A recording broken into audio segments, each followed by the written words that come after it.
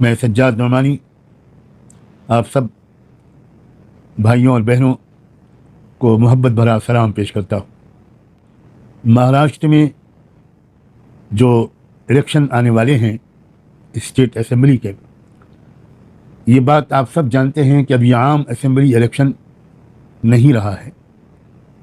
बड़ी हद तक इस इलेक्शन का असर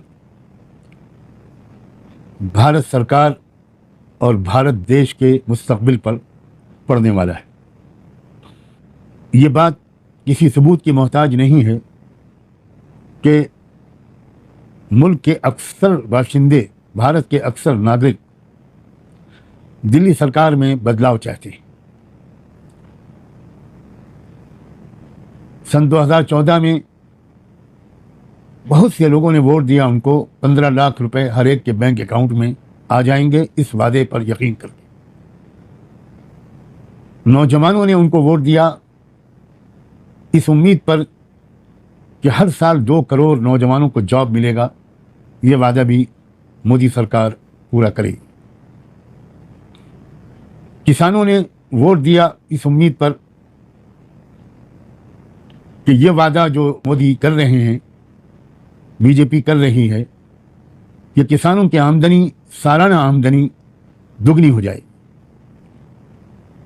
ये बहुत मेजर असबाब थे जिनकी वजह से 2014 में बीजेपी को एक मेजॉरिटी सरकार दिल्ली में बनाने का मौका मिला।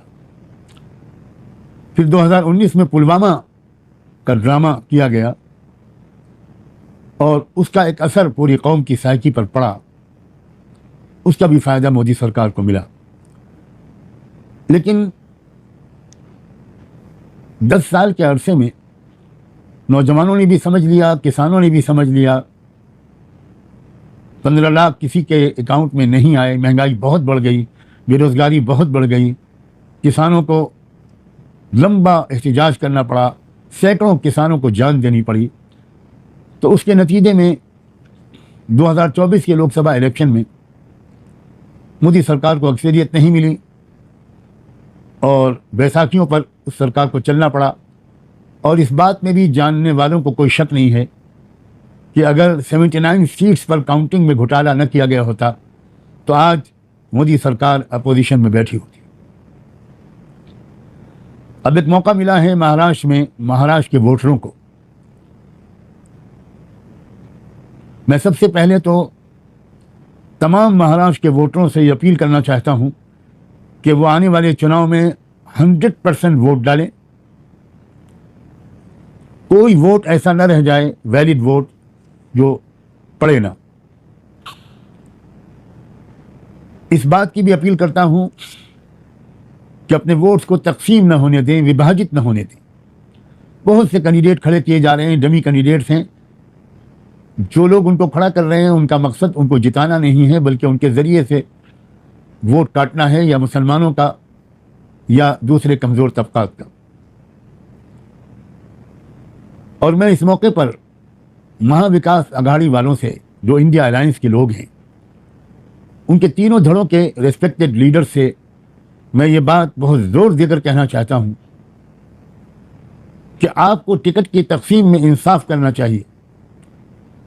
आपको मैंने एक लिस्ट भेजी है जो अलायंस के महाराष्ट्र में लीडिंग रोल प्ले कर रहे हैं, बुजुर्ग रहनुमा जनाब शरद पवार साहब।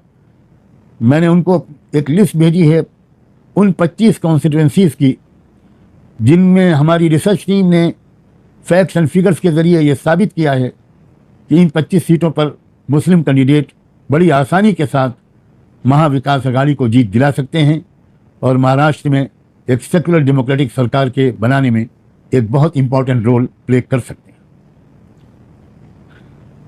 मैं पूरी 25 सीट तो इस वक्त पढ़कर नहीं सुनाऊंगा, वो जिम्मेदारों के पास वो लिस्ट पहुंच चुकी है। मिसाल के तौर पर बाइकल्ला की सीट है जहां 41.5% मुसलमान हैं।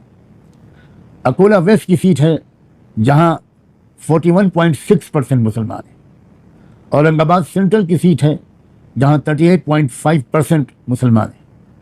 औरंगाबाद ईस्ट की सीट है जहां 37.5% मुस्लिम आबादी है। और बांद्रा वेस्ट की सीट है जहां 30% मुस्लिम आबादी है। इसके अलावा भी जो 20 सीटें और हैं, उन सब पे भी हमारी रिसर्च टीम ने बड़ी मजबूती के साथ ये यकीन दिलाया है कि यहाँ मुस्लिम कैंडिडेट जीत सकता है। मगर मैं ये बात वाज़ेह करना चाहता हूँ महाविकास अघाड़ी के तमाम लीडरों पर कि आपको पूरे इंसाफ के साथ काम लेना चाहिए। मुसलमानों को भी प्रॉपर रिप्रेजेंटेशन देना चाहिए, मराठों को भी देना चाहिए, SC STs को भी देना चाहिए। अगर आप ये गलती करेंगे, क्या टिकट की तकसीम में मुसलमानों को बिल्कुल इग्नोर कर देंगे या बहुत कम मुसलमानों को आप टिकट देंगे, तो मैं आपको वार्न करना चाहता हूं कि इससे आपको नुकसान पहुंच सकता है। मैं उम्मीद करता हूं कि ऐसे हालात ना पैदा हों कि आपको नुकसान पहुंचे और फासिस्ट ताकतें डिवीजन ऑफ वोट्स की वजह से आगे बढ़ जाएं, या जब मुख्तलिफ कम्युनिटीज़ के वोटर्स देखेंगे कि हमारी कम्युनिटी का रिप्रेजेंटेशन नहीं है तो वोट देने ही नहीं निकलेंगे वो। क्योंकि इस बात की बहुत शिकायत है, मैं बहुत साफ लफ्ज़ों में कहना चाहता हूँ, हम जब मुस्लिम आवाम से बात करते हैं महाविकास अघाड़ी के बारे में, इंडिया अलायंस के बारे में, तो हमसे पूछा जाता है कि एक तरफा तौर पर हम उनको वोट दें और वो हमारे लोगों को टिकट न दें, ये कब तक चलेगा। इस सिलसिले में पब्लिक के गुस्से को आप मामूली मत समझिए, क्योंकि दूसरे ऑल्टरनेट्स भी खड़े हो रहे हैं, दूसरे मुतबादिल खड़े हो रहे हैं। आपको मुझसे ज़्यादा उसके बारे में ख़बर होगी। मैं जहां वोटरों से अपील करता हूं, वहीं लीडरों से भी अपील करता हूं कि अभी भी वक्त है, आप प्रॉपर रिप्रेजेंटेशन हर कम्युनिटी को दे। आबादी के लिहाज से आप उनको टिकट बांटें और अच्छे साफ सुथरे कैंडिडेट्स सामने लाएं, ताकि हम जैसे लोग जिनका कोई पर्सनल इंटरेस्ट नहीं है, जो सिर्फ इस मुल्क को उन फैसिस्ट ताकतों के हाथ में जाने से रोकना अपना मजहबी, इंसानी और वतनी फरीज़ा समझकर इस बारे में भी कुछ मेहनत करते हैं, हम जैसे लोग खुलकर आपके हक़ में अपील कर पाएँ। मैं उम्मीद करता हूँ कि मेरी ये बात आपके जो टॉप लीडरशिप है उन तक पहुँच जाएगी और वो इस पर सीरियसली गौर करेंगे। आप सबका बहुत बहुत शुक्रिया।